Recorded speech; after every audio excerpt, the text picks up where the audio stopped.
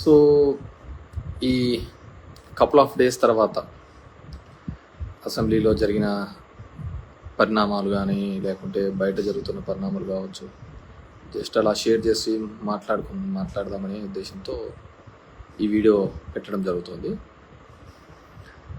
So 2024లో ఒక mandate ఇచ్చినారు, జనాలు మ్యాండేట్ ఇచ్చినారు.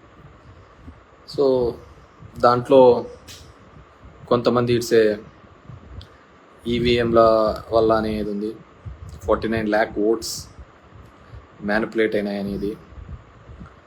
స్టిల్ అది ఇంకా ఒక కంక్లూజన్ కోసం అన్ని పార్టీలు మాట్లాడుతున్నారు. అఖిలేష్ యాదవ్ లాంటి వాళ్ళు అయితే నా దాంట్లో 80కి 80 వచ్చినా కానీ నేను ఈవీఎంస్ని అయితే నమ్మే పరిస్థితి లేదు అనే పద్ధతిలో. So I do also believe EVMs అనేది ఇట్స్ ఇదని వాట్ ఎవర్ మేబీ. గతంలో చంద్రబాబు నాయుడు బాగాలేదన్నారు, ఇప్పుడు బాగుంది అంటున్నారు. నేను ఎప్పటికీ ఎలక్ట్రానిక్ డివైజెస్ అనేది మేనేజ్ చేయొచ్చు, మ్యానిపులేట్ చేయొచ్చు అనే దాని మీద నేను పూర్తిగా నమ్ముతాను. So what ever maybe, good or bad అనేది తర్వాత తెలియనుంది. అండ్ కమింగ్ టు ప్రజలందరూ కూడా, మనమందరం కూడా అనుకునే విధంగా అది కానీ లేకపోతే చంద్రబాబు నాయుడు ఇచ్చిన హామీల వల్లనో ఇంకోటో దాని వల్లనో వేసినారు అని ఒక భావన కూడా అందరిలోనూ ఉంది. ఇది కానీ ఆయన ఈ హామీలు నెరవేర్చడం లేదు. ముఖ్యంగా అమ్మఒడిని కావచ్చు, ఇలాంటివి అవన్నీ తీసేస్తున్నాడు అని చెప్పేసి. బేసిక్గా వి కాంట్ ఎక్స్పెక్ట్ అద్భుతాలన్నీ అప్పుడే జరుగుతాయని కూడా మనం అనుకోకూడదు. We have to give them time. ఈ ఇయర్ ఎండ్ వరకు కూడా టైం ఇవ్వాలి. ఎందుకంటే వాళ్ళు సంపద సృష్టించి కదా తర్వాత ఇస్తామనేది, ముందైతే ఇస్తామని ఏం లేదు. సంపద సృష్టించడానికన్నా మనం టైం ఇవ్వాలి కదా. సో ఆ సంపద సృష్టించిన తర్వాత మనం వాళ్ళు ఏ మాట వరకు నిలబెడతారు, ఏ విధంగా వాటిని ఇది చేస్తారు అనే దాన్ని మనం మాట్లాడుకోవచ్చు. అంతకుముందు మీ దృష్టికి తీసుకొని రావాల్సినది ఇసుక ప్రభుత్వం ఒక విధానం. అంటే నేను మొదటి నుంచి కూడా ప్రభుత్వం అనేది, గవర్నమెంట్ అనేది అడ్మినిస్ట్రేషన్ చేయాలి కానీ వ్యాపారాలు చేయకూడదు అని. దాంట్లో 2 బిగ్ మిస్టేక్స్ వచ్చి, ఒకటి ఇసుక, మందు. ఆ 2 వ్యాపారాలు గవర్నమెంట్ చేయాల్సిన వ్యాపారాలు కాదు, అది థర్డ్ పార్టీ చేయాల్సిన వ్యాపారాలు. మనం అడ్మినిస్ట్రేషన్ చేయాలి. దానివల్లనే మొత్తం చెడంతా మూట కట్టుకున్నామనే ఒక అపవాదం ఉంది. స్టిల్ ఈ గవర్నమెంట్ కూడా అదే కంటిన్యూ చేస్తుంది. వాళ్ళు ఏదైతే మారుస్తామన్నారో వాటిని మార్చకుండా తిరిగి అదే కంటిన్యూ చేయడం జరుగుతుంది. ఇట్స్ వాళ్ళ ఇది. ఇసుక అనేది ఉచితం అన్నారు, అది ఏ విధంగా దొరుకుతుందని మనందరికీ తెలిసింది. బట్ మేబీ ప్రజల చేత ఎన్నుకోబడి ఉంటే we have to give time for them. వాళ్ళకు కూడా టైం ఇచ్చి దాని మీద ఏ విధంగా రియాక్ట్ అవుతారు, ఏ విధంగా చేస్తారు, చేయకపోతే ఒక ప్లాట్ఫామ్స్ మీద ఏ విధంగా మన రెస్పాండ్ కావాలా, మహిళలకి ఇచ్చే దాంట్లోకి వచ్చి ఏ పథకాల గురించి కాబట్టి. సో దాని గురించి మనం పెద్దగా ఆలోచించాల్సిన అవసరం లేదు. దాని గురించి ఇది అనేది నా ఫీలింగ్. అయితే నేనైతే ఈ ఇయర్ ఎండ్ వరకు కూడా వాళ్ళకు ఇవ్వాలి, టైం ఇవ్వాలి. ఇప్పుడు రోజు మనం ఉన్నప్పుడు చేస్తూ ఉంటే అప్పుల వారం అని, మంగళవారం అని అంటూ ఇప్పుడు చూస్తుంటే దగ్గర 32,000 కోట్లు డిఫరెంట్ రూపాల్లో తీసుకొని వచ్చాం. మరి అది ఎక్కడ ఖర్చు పెడుతున్నారో, ఎవరు ఖర్చు పెడుతున్నారో, ఎలా ఖర్చు పెడుతున్నారో కూడా తెలియటం లేదు. సో అది దాని గురించి ఒకటి. రెండోది చెత్త పన్ను. అప్పుడు వేసినప్పుడు చెత్త పన్ను వేసినందుకు చెత్త ముఖ్యమంత్రి అని కూడా మాట్లాడడం జరిగింది. చెత్త పన్ను అనేది చెత్తను కలెక్ట్ చేసుకోవడానికి ఖచ్చితంగా ప్రపంచ దేశాల్లో కావచ్చు, ఏ దేశంలో కూడా శానిటేషన్ బాగుండాలి అంటే ఖచ్చితంగా ఆ చెత్తను కలెక్ట్ చేసుకోవడానికి ఎవరికో ఒకరికి అప్పచెప్పాలి. లేదంటే నువ్వు తీసుకొని పోయి డంప్ యార్డ్లో వేయలేము కదా, మనం అంతా చెత్త తీసుకొని పోయి. సో దాని ఒక మెకానిజం ఉండాలి. సో ఆ రోజు ప్రతిపక్షంలో ఉన్నప్పుడు వాళ్ళు మాట్లాడినారు ఆ విధంగా వేయకూడదని. కానీ ఇప్పుడు మళ్ళీ వేయచ్చు, అది చెయ్యొచ్చు అనే పద్ధతిలో వాళ్ళు కూడా ఇంప్లిమెంట్ చేస్తున్నట్టు. పవన్ కళ్యాణ్ గారు కూడా అది మళ్ళీ ఎక్కడో ఇంప్లిమెంట్ చేస్తున్నట్టు నేను చూశాను. వెదర్ అది కరెక్టా తప్ప అని కూడా నాకు తెలియదు. కానీ ఖచ్చితంగా చెత్త కలెక్ట్ చేయడంలో మాత్రం నేను అప్పుడు సమర్థిస్తున్నాను, ఇప్పుడు సమర్థిస్తున్నాను. అది పవన్ కళ్యాణ్ గారు అది వేసి ఉన్నా కానీ అది కరెక్టే. ఎందుకు అంటే ఖచ్చితంగా నీ ఇంటి చెత్తను నువ్వు తీసుకొని పోయి డంప్ యార్డ్లో వేయలేవు. ఎవరో థర్డ్ పార్టీ తీసుకోవాలా, తీసుకొని పోయి అది తడి చెత్త పొడి చెత్తగా వేరు చేయాలా, దాన్ని సాగ్రిగేట్ చేసుకొని తీసుకోకపోతే దానివల్ల ఏదైనా ఉపయోగం ఉంటుంది. సో దాన్ని ఆ రోజు వాళ్ళు ప్రతిపక్షంలో రాజకీయంగా వాడుకోవచ్చు, కానీ ప్రజల శ్రేయస్సు కోసం అయితే దట్స్ బెటర్. లేకుంటే మొత్తం చెత్త అంతా తీసుకొని పోయి కాలువలలో వేస్తారు, ఇంటి ముందర వేస్తుంటారు, దానివల్ల రోగాలు ఇవి తప్ప వేరేది ఏది రాదు. సో అది ఆ రోజు వాళ్ళకి తెలియకపోయి ఉండొచ్చు, తెలిసి ఉండొచ్చు, కానీ రాజకీయంగా ఏదో ఒకటి నింద అనేవి వేస్తుంటారు. ఇప్పుడు మళ్ళీ ఇంప్లిమెంట్ చేస్తున్నారని నేను అనుకుంటున్నాను. ఆ విధంగా చేస్తేనే దానివల్ల ఉపయోగం ఉంటుంది. రెండోది వచ్చి ద మెయిన్ వచ్చి రీసర్వేకి అదేదో జరిగిపోతుందని వద్దు అని చంద్రబాబు నాయుడు చెప్పినారు, అవన్నీ క్యాన్సిల్ చేస్తున్నాను, క్యాబినెట్ అప్రూవ్ అన్నారు, మళ్ళీ నిన్న చూస్తే మళ్ళీ అది కంటిన్యూ చేస్తున్నామని చెప్పడం జరుగుతుంది. రీసర్వేకి సంబంధించి నిర్మలా సీతారామన్ తన బడ్జెట్ స్పీచ్లో కూడా చెప్పడం జరిగింది. ఇవి కొన్ని రిఫార్మ్స్ తీసుకొని రాకపోతే కష్టమని, పట్టణ ప్రాంతాల్లో అయితే జిఐఎస్ అని, జియోగ్రఫికల్ ఇండికేషన్ సిస్టమ్ అని, ఇక్కడైతే రీసర్వే అని, టైటిలింగ్ యాక్ట్ అని ఇలాంటివి తీసుకొని రావాలని, అప్పుడైతేనే మేము కొద్దిగా లోన్స్ ఇవ్వగలుగుతామనే పద్ధతిలో వాళ్ళు మాట్లాడడం జరిగింది. సో ఎందుకు నేను చెప్తున్నానంటే, ఉదాహరణకు మా అనంతపూర్ జిల్లా లాంటి జిల్లాల్లో సర్వే నెంబర్ 50 ఉదాహరణకు ఉంటే ఆ 50లో ఉండాల్సినది 70 ఎకరాల ఎక్స్టెంట్ అయితే 150 ఎకరాలకు పాస్బుక్లు ఉంటాయి. దాంట్లో ఎవడు భూమి మీద ఉన్నాడో, ఎవడు బ్యాంకు లోన్ కోసం దొంగ పాస్బుక్లు పెట్టుకున్నాడో కూడా ఎవరికి తెలియదు. ఆ విధంగా మా జిల్లాలో దగ్గర 25 లక్షల ఎకరాలకు ల్యాండ్ కంటే ఎక్కువ పాస్బుక్స్ ఉన్నాయి. అవన్నీ ఫిల్టర్ కావాలి, అవన్నీ క్లియర్ కావాలంటే ఖచ్చితంగా రీసర్వే తప్ప వేరే దారే లేదు. అది 100 years బ్యాక్ మనకు ఒకసారి రీసర్వే జరిగింది బ్రిటిష్ కాలంలో, మళ్ళీ ఇప్పుడు రీసర్వే జరుగుతుంది. అంటే భూమి ఎంతైతే ఉన్నామో, ఫీల్డ్ లెవెల్లో ఎంతైతే భూమి ఉంటుందో వాటిని గుర్తించి చేయడం. కానీ పొలిటికల్గా వాడుకొని వాటిని ఆ విధంగా చేయకూడదు, రీసర్వే అనేది నిలిపేస్తాము, దీనివల్ల అందరికీ ఇదని, మీ భూములన్నీ జగన్మోహన్ రెడ్డి తీసేసుకుంటాడని ఒక నెగిటివ్ ప్రచారం అయితే మొదలు పెట్టడం జరిగింది. ఏ విధంగా తీసుకుంటాడు జగన్మోహన్ రెడ్డి? పేదలకు ఇచ్చిన భూములే రిజిస్ట్రేషన్ చేసి ఇచ్చినాడు. అలాంటిది ఏ విధంగా తీసుకుంటాడు అనేది కూడా ఆలోచించలేరు అనుకుంటే డెఫినెట్గా నిజం నోరు దాటే లోపల అబద్ధం ఊరంతా చుట్టేసుకొని వచ్చినట్టు జరగాల్సిన నష్టం జరిగిందనేది అందరి యొక్క భావన. కానీ రీసర్వే లాంటివి డెఫినెట్గా ఇట్స్ అ రిఫార్మ్, అలాంటివి జరిగి తీరాలి. ఎందుకంటే దానికి గవర్నమెంట్ షూరిటీగా ఉంటుంది నీ టైటిల్కి. దానివల్ల 95% సివిల్ పంచాయతీలు, సివిల్ కోర్టులో డిస్ప్యూట్స్ అన్నీ తెగిపోతాయి. ఫీల్డ్ మీద భూమి లేకుండా చాలా పాస్బుక్స్, ఇప్పుడు మా జిల్లా చూస్తే 50 లక్షల ఎకరాలకు ఉదాహరణకు భూమి ఉంటే ఫీల్డ్ లెవెల్లో 75 లక్షల ఎకరాలకు పాస్బుక్లు ఉన్నాయి. సో అవన్నీ ఫిల్టర్ ఏ విధంగా అవుతాయి? కాబట్టి వాటన్నిటినీ కూడా ఏ విధంగా చేస్తారు అని అంటే మళ్ళీ రీసర్వే ద్వారానే అవన్నీ రెక్టిఫికేషన్ అనేది కావడం జరుగుతుంది. లీగల్ డిస్ప్యూట్స్ అన్నీ పోవాలి అంటే, కానీ దానిలకు కూడా తప్పు పట్టడం జరిగింది. సో అందుకే నేను చెప్తున్నాను కదా, ఏమేమి చెప్పారు, ఏదేది చెప్పారు, ఇవన్నిటినీ కూడా అందరము కూడా పొలిటికల్, సరే ప్రజలకు ఆవేదన ఉండే ఉంటుంది. సో నాకు అది చూస్తున్నప్పుడు ఈ ప్రస్థానం సినిమాలో సాయి కుమార్ డైలాగ్ గుర్తుకొస్తుంది, ప్రతి మనిషిని కదిలించేది ఒక ఆశ ఒక్కటే అని.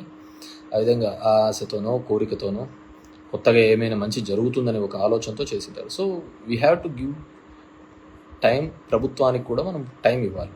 టైం ఇచ్చిన తర్వాత వాళ్ళు కూడా ఈ ఇయర్లో కూడా చేయలేకపోతే సరే, ఒక ఫైనాన్షియల్ ఇయర్ అంతా అయిపోయినా కానీ నువ్వు చేస్తూ ఉన్న హామీలు ఏమైనాయి, సంపద సృష్టిస్తాను. ఇప్పుడు అమరావతి అనే దాంట్లో ఒక్కొరికి ఒక కన్ఫ్యూజన్ అనేది, కొంతమంది లోన్ అంటారు, కొంతమంది గ్రాంట్ అంటారు, కొంతమంది మేము చూసుకుంటామని చెప్పేసి ఫైనాన్స్ మినిస్టర్ మేము అని చెప్పి లోన్ కిందకి వస్తుంది. డిఫరెంట్ బ్యాంకింగ్ సెక్టర్, ఏఏబి కావచ్చు, ఎక్స్టర్నల్ ఎయిడెడ్ బ్యాంక్ ఈఏబి గురించి కావచ్చు, వరల్డ్ బ్యాంక్ గురించి కావచ్చు, డిఫరెంట్ బ్యాంక్స్ నుంచి ఇప్పిస్తాము అని అన్నారు. మరి అది ఏ విధంగా ఇప్పిస్తారనేది ఇంకా ఇంతవరకు గైడ్లైన్స్ రాలేదు.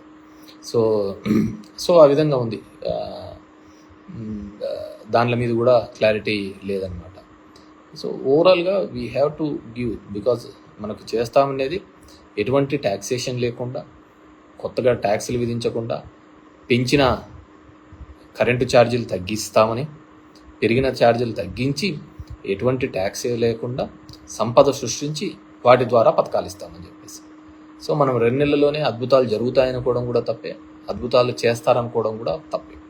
సో అది చంద్రబాబు నాయుడు గారు చేస్తారనేది ఇంకా పెద్ద తప్పు అవుతుంది. So we have to give time for them. And దాని లోపల కొన్ని చోట్ల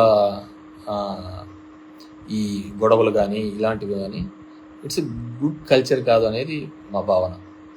ఎందుకంటే మనం వేసిన బంతి మళ్ళీ తిరిగి బౌన్స్ బ్యాక్ అవుతూ ఉంటుంది దాన్ని. సో అది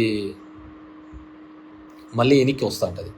సో అది చాలామంది మనల్ని ఎంకరేజ్ చేయొచ్చు, ఎంటర్టైన్ చేయొచ్చు, ఇలాంటివి చేయండి అని చెప్పేసి. మళ్ళీ అది రివర్స్ వచ్చినప్పుడు వాళ్ళు ఎవరు మనకు కనపడరు అనమాట. సో అవన్నీ కూడా మనం జాగ్రత్తగా, మన మాట తీరు, ఇదన్నీ కూడా జాగ్రత్తగా ఉంటే మనకి కూడా బాగా పీస్ఫుల్గా ఉంటుంది అనమాట. సో అంటే బేసిక్గా నేనేంటంటే మన వాళ్ళు వైసీపీ క్యాడరు వీళ్ళంతా చూడన్నా ఇట్లా చేసినాడు అని ఈ సోషల్ మీడియా ప్లాట్ఫామ్స్లో నీళ్ళలో పెడుతుంటే అదే మనం కొద్దిగా టైం ఇచ్చిన తర్వాత చూద్దాం వాళ్ళ సంగతి అని చెప్పేసి. అదేవిధంగా అమ్మఒడిని తీసేసి తల్లికి వందనం అనేది ఇలాంటివన్నీ పెట్టడం ఇంకా ఇప్పుడు లేదు, నెక్స్ట్ ఇయర్ అంటున్నారు. చూద్దాం నెక్స్ట్ ఇయర్కి ఏ విధంగా చేస్తారు. బేసిక్గా నేను జగన్మోహన్ రెడ్డి ఇప్పుడు ప్రభుత్వంలో ఒక ఎమ్మెల్యేగా కావచ్చు అబ్జర్వ్ చేసినది ఏంటంటే జగన్మోహన్ రెడ్డి గారు ఎక్కడా కానీ ఫ్రీబీస్ ఇవ్వలేదు. అందరూ ఏం చేస్తున్నారంటే ఉచితంగా పథకాలు పంచుతున్నాడు అనే ఒక తప్పుడు భావం తీసుకొని రాగలిగినారు. కానీ ఆయన ఎప్పుడూ కూడా ఉచితంగా పథకాలు ఏది ఇవ్వలేదు. అమ్మఒడి ఇచ్చినాడు అంటే స్కూల్లో పోయే డ్రాప్అవుట్స్ తగ్గినాయి, స్కూల్లో జాయిన్ అయ్యే వాళ్ళు పర్సంటేజ్ పెరగడం జరిగింది. నాడు నేడు చేసినారంటే ఒక గవర్నమెంట్ ఇన్స్టిట్యూట్ని డెవలప్ చేసే కార్యక్రమం చేసినాడు, ప్రైవేట్ ఇన్స్టిట్యూట్ని కాకుండా ఇది. సో అది అమ్మఒడికి అనేది ఉపయోగపడింది. విద్యా దీవెన, వసతి దీవెన అంటే హైయర్ ఎడ్యుకేషన్లో చదువుతున్న పిల్లలకు ఉపయోగపడింది. సో వాళ్ళందరికీ అర్థం కాలేదు హైయర్ ఎడ్యుకేషన్లో చదివే దాంట్లో ఆ డబ్బులంతా జగన్మోహన్ రెడ్డి ఫీజుల రూపం ద్వారా మన అమ్మ అకౌంట్లోకి వేస్తున్నాడు అనే విషయాన్ని గుర్తించలేకపోయి ఉండొచ్చు, ముఖ్యంగా దీనిలో యువతకు చూస్తే. అదేవిధంగా మహిళా సంఘాలకు డబ్బులు ఇచ్చినాడు అంటే ఎస్, అంతకుముందు రుణమాఫీ అనే పేరుతో ఎక్కడైతే మోసపోయిన మహిళా సంఘాలు ఉన్నాయో అవి ఏ గ్రేడ్ నుంచి డి గ్రేడ్కి వచ్చినాయి. దాన్ని మళ్ళీ అప్లిఫ్ట్ చేయడానికి కోసమే దాన్ని డి గ్రేడ్లోకి నుంచి ఏ గ్రేడ్లోకి తీసుకొని రావడం జరిగింది. 98% రీపేమెంట్ అంతా మనమే చేసినాం కాబట్టి మొత్తం అంతా తీసుకొని రావడం జరిగింది. ఈ విధంగా బ్యాంకింగ్ సిస్టమ్ కావచ్చు, ప్యారలల్గా కావచ్చు, ఒక వ్యవస్థ ఇప్పుడు ఆటోలు అనే కావచ్చు, అదేవిధంగా నాయ బ్రాహ్మణ్స్ కావచ్చు, ఇవన్నీ వ్యవస్థలు ఎక్కడ ఊరికి వెళ్ళాం.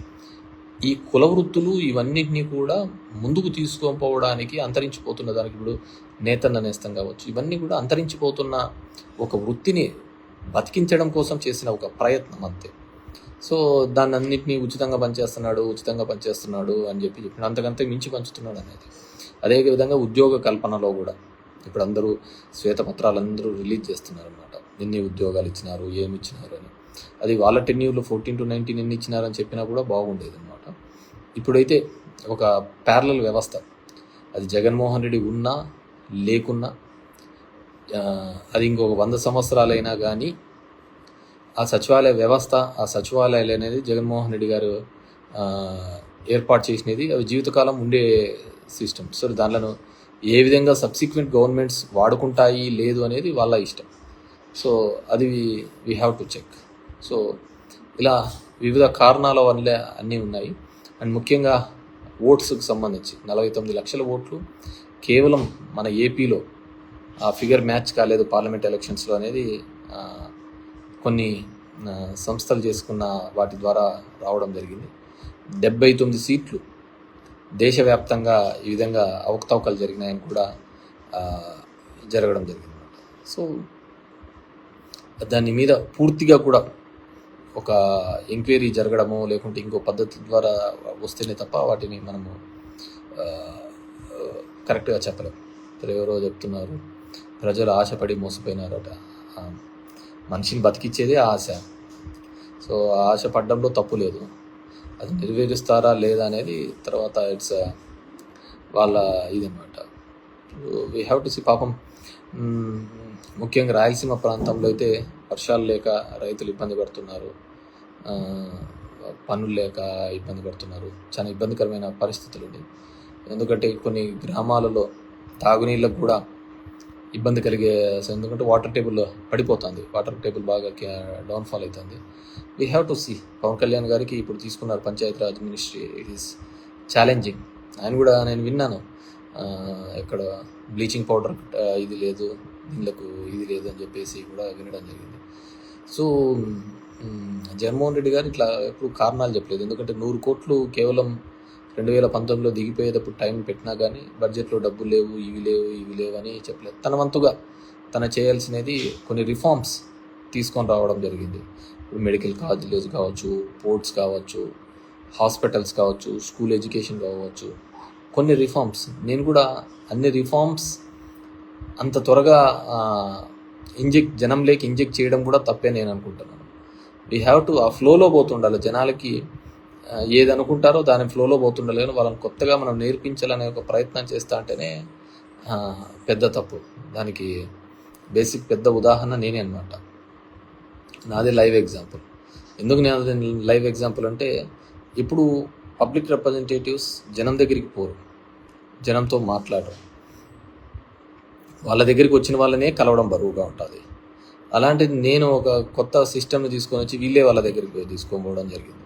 దానికి ఎన్నో నిందలు మోయడం తప్ప నాకు వేరేది ఏంది జరగలేదు. అదే మర్యాదగా నేను ఇంటికాడ కూర్చున్నా కానీ నాకు ఈ నిందలు తప్పేటివి, నా పని నేను చూసుకున్నా కానీ నేను జనం దగ్గరికి పోవడంతో నాకు నిందలు ఓటమి తప్ప నాకు నేను పెద్దగా మూట కట్టుకునేదంటూ ఏమీ కనపడలేదన్నమాట. సో అపవాదులు తప్ప మూట కట్టుకునేది ఏంది లేదు. సో అట్లుంటుంది. కాబట్టి ఎప్పుడే కానీ సిస్టంలో ఏ విధంగా అలవాటు పడితే దాని ప్రకారమే పోవాలి. అదేంటి అంటే, రాజకీయ నాయకులు అనేది ప్రజలకు దూరంగా ఉండాలా, ఎలక్షన్లప్పుడు కనపడాలా, వాళ్ళకి అబద్ధాలు చెప్పాలా, అబద్ధాలకు నచ్చితే వాళ్ళకు ఇది చేస్తూ అంటారు, నమ్ముకుంటే వేయరు. ఇంకా దీంట్లో మంచని చెడు అనేది అనవసరమైన విషయం. అండ్ రెండోది, చంద్రబాబు గారు నిజమైన రాజకీయ నాయకుడు అయితే అసలు ఏ పథకాలు చేయకూడదు. ఎందుకు చేయకూడదు అని నేను అంటానంటే, ఇన్ని పథకాలు చేసి ఎటువంటి అవినీతి లేకుండా ప్రజలకు అందించాలి అని జగన్మోహన్ రెడ్డి గారు అనుకున్నారు. ఆ విధంగా అనుకోవడం వల్లనే కదా జగన్మోహన్ రెడ్డికి 11 సీట్లు వచ్చినాయి. అదొక పొలిటికల్ లాగా చేసి ఇంకో విధంగా చేసింటే, ఇప్పుడు అందరూ అదే చెప్తున్నారు కదా, వాలంటీర్ అనే వ్యవస్థను తీసుకొని రావడం ద్వారానే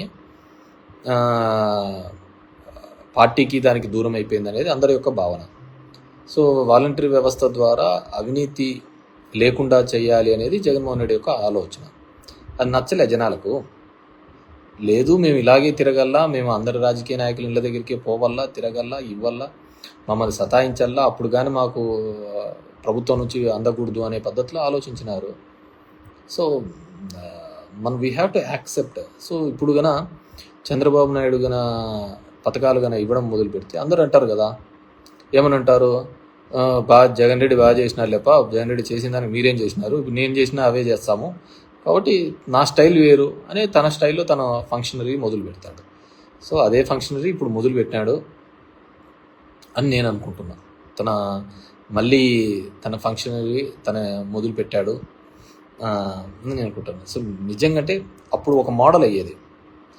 జగన్మోహన్ రెడ్డి సక్సెస్ అయ్యి ఉంటే పేదవాళ్లకు సాయం చేయాలి, పేదవాళ్లకు ఆదుకోవాలి అనేది ఒక ఎగ్జాంపుల్గా నిలిచేది. ఇప్పుడు ఆయన చేసిన తర్వాత కూడా ఓడిపోయినాడు కాబట్టి, తన పార్టీ రాలేదు కాబట్టి, సో అది నెక్స్ట్ జనరేషన్స్కి అది ఎప్పుడు ఒక ఎగ్జాంపుల్ కానే కాదు.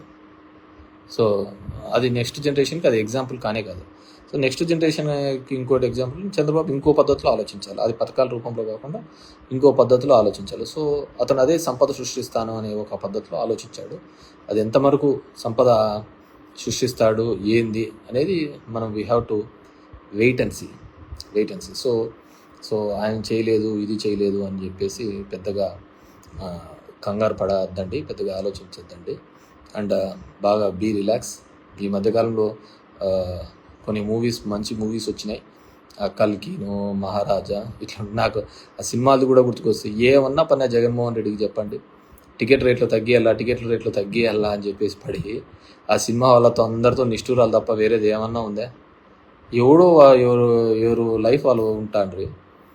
ఆ టికెట్లు తగ్గేలా, సామాన్యులకి ఇది కావాలా, అంతంత రేట్లు ఉండకూడదని ఆయన ఏదో కొన్నాడు. పడితే అందరితో ఈరోజు నిష్ఠూరాలు తప్ప వేరేది ఏమన్నా మూట కట్టుకున్నాడు. ఆయన ఏం మూట కట్టుకోలే కదా, అలా ఉంటుంది. సో ఎప్పుడైనా కానీ జనాలకు ఆ రోజు అది అవసరం ఏం లేదు.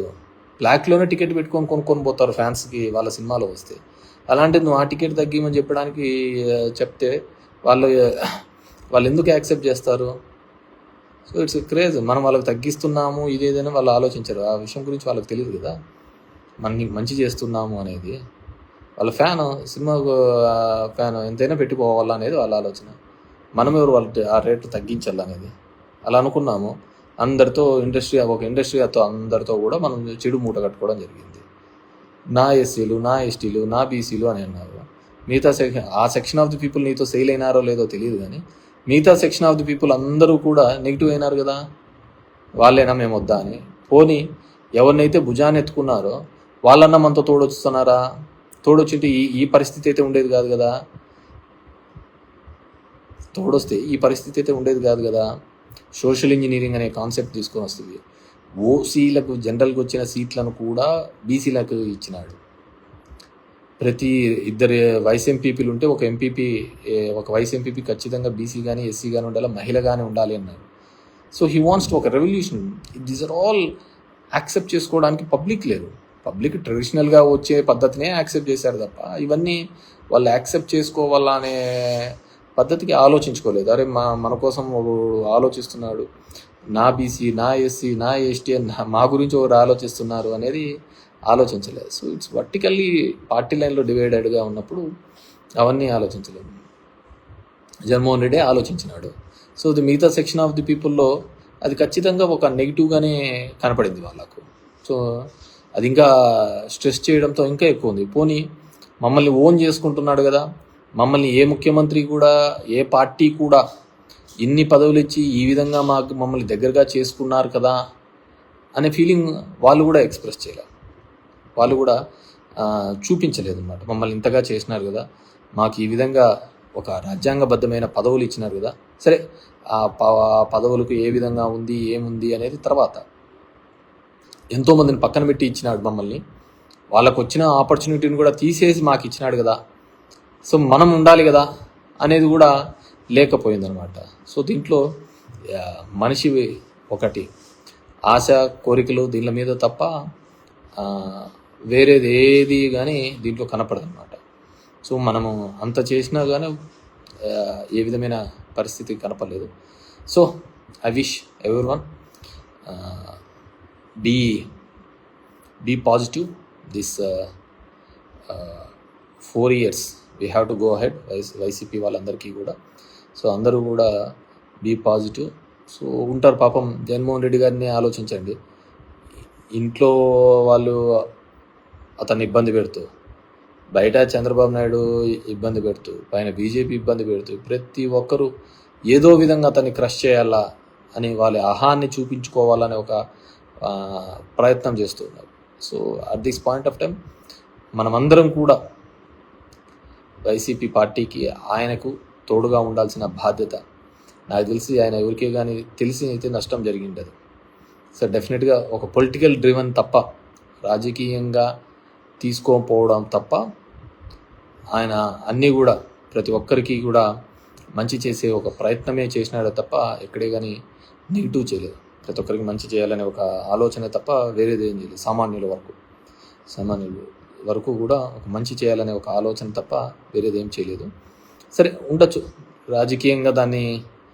రాజకీయంగానే చూసుకోలేదు. ఇప్పుడు ఎఫ్పి షాప్స్ ఉన్నాయి ఒక పల్లెలో, ఒక గ్రామంలో. ఎఫ్పి షాప్ అంటే ఆ ఊర్లో ఉన్న పెద్ద లీడర్ దగ్గరకు ఉంటుంది. అది జనాలందరూ అతని దగ్గరికి పోతుంటారు, లైన్లో నిలబడుతుంటారు, తెస్తుంటారు. జగన్మోహన్ రెడ్డి ఒక కొత్త పద్ధతి తీసుకొని వచ్చినాడు, ఒక వ్యాన్ పెట్టాలని, అది ఇంటింటికి పోయి ఇవ్వాలని. సో అక్కడ అతను బాధపడినాడు, వీళ్ళకు సాటిస్ఫాక్షన్ లేదు. అలా మల్టిపుల్ రీజన్స్తో ఈ విధంగా ఉంది. So that's it for now. So అందరినీ కూడా be positive and we have to, అందరం కూడా జగన్మోహన్ రెడ్డి గారికి తోడుగా ఉందాం, అండగా ఉందాం. అతన్ని అన్ని విధాలుగా కూడా ఇబ్బంది పెట్టే ప్రయత్నాలు చేస్తూ ఉంటారు ఎమ్మెల్యే క్యాండిడేట్స్కి. రాజకీయంగా ప్రతి గ్రామంలోనూ, ప్రతి ఊర్లోనూ, ప్రతి వార్డులలోనూ కూడా ఇబ్బంది పెట్టాలా అనే ఒక ఆలోచన విధానంతో చూస్తుంటే ఇప్పుడు ఒక కొత్త ట్రెండ్ వస్తుందన్నమాట. మామూలుగా రాజకీయ నాయకులు కొట్లాడుకుంటూ ఉంటారు, అయిపోతూ ఉంటుంది. ఇప్పుడు అదంతా అయిపోయిన తర్వాత దానికి సంబంధించిన అధికారులను కూడా ఐఏఎస్లను వీళ్ళను అప్పుడైతే ఎవరైతే ఉన్నారో వాళ్ళను కూడా కంప్లైంట్లు పెట్టాలా, కేసులు పెట్టాలనే ఒక ఆలోచన చేస్తున్నారు. So we have to wait and see. నాకు అనిపిస్తూ ఉంటుంది అదంతా దేశంలోని దరిద్రాలకు అన్నిటికీ కూడా రాజకీయ నాయకులైన కారణము. దెర్ ఆర్ మెనీ సిస్టమ్స్ ఉన్నాయి కదా, వ్యవస్థలు చాలా ఉన్నాయి కదా, కానీ ఎందుకు ఒక రాజకీయ నాయకుడు మాత్రమే దీనికి వస్తాడు అంటే 5 ఏళ్ళకి ఒకసారి ఓట్లకు వస్తున్నాడని ఆ విధంగా ఉంటుంది. ఇప్పుడు if you look in to the 4 pillars అనుకుంటే జ్యుడిషియరీ కావచ్చు, మీడియా కావచ్చు, ఎగ్జిక్యూటివ్ కావచ్చు, కాన్స్టిట్యూషనల్ పొలిటికల్ కావచ్చు, ఏదైనా కావచ్చు, దీనిలో కేవలం ఒకటిదే తప్పు ఉందంటారా? I don't think so. కింద నుంచి పబ్లిక్ దగ్గర నుంచి పై వరకు ప్రతి ఒక్కరిది ఏదో ఒక సందర్భంలో వాళ్ళ ఆశ, వాళ్ళ కోరికల మీద, కులం మీదనో, మతం మీదనో, అవకాశవాదం మీదనో, ప్రతి ఒక్కదాని మీద ఏదో విధంగా రన్ అవుతానే ఉందన్నమాట. సో ఇవన్నిటినీ కూడా అండ్ ఫ్యాక్షనిజం పెరుగుతుందని ఎవరో పెట్టారు పురుషోత్తం. ఎస్, డెఫినెట్గా ఇవన్నీ కూడా ఫ్యాక్షనిజానికి తోడుగు అయ్యేటివే. ఒకరికొకరి మీద ఒకటి కలిసి వచ్చి ఫ్యాక్షనిజానికి ఇంకో విధంగా ఒక అన్రెస్ట్ వచ్చింది అనుకో. అన్రెస్ట్ వచ్చినప్పుడు డెఫినెట్గా అందరూ రివోల్ట్ అవుతారు, అందరూ రోడ్ల మీదకి వస్తారు. ఆ రోడ్ల మీదకి వచ్చినప్పుడు, ఆ రివోల్ట్ వచ్చినప్పుడు డెఫినెట్గా నో వన్ కెన్ స్టాప్ అనమాట. ఎందుకంటే మనం చూసాం ఈ దేశంలో ఉల్లిగడ్డల రేట్లు పెరిగినప్పుడు కూడా ప్రభుత్వాలు పడిపోయిన దేశం ఉంది అనమాట. కాబట్టి ప్రతి ఒక్కటి కూడా అదే విధంగానే ఉంటుంది.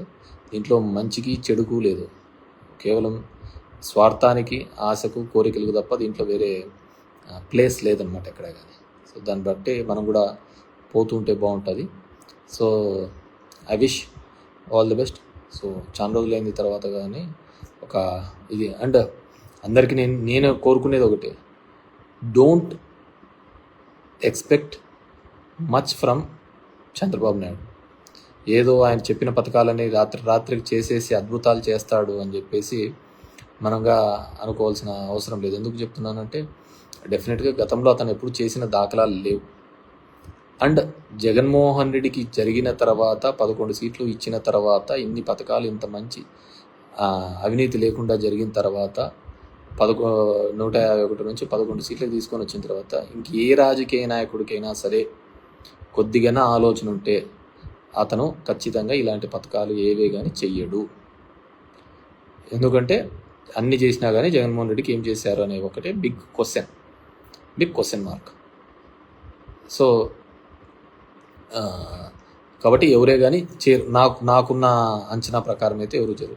ఏదో ఎలక్షన్లకు 2 నెలల ముందు వస్తూ అంటారు, నీకు ఏది ఇష్టమైతే అది ధర్మవరానికి సముద్రం కావాలంటే తీసుకొని వస్తామంటారు, ఇంకోటి కావాలంటే తీసుకొని వస్తాం, అట్లేదో మాటలు చెప్తా అంటారు, పోతా అంటారు.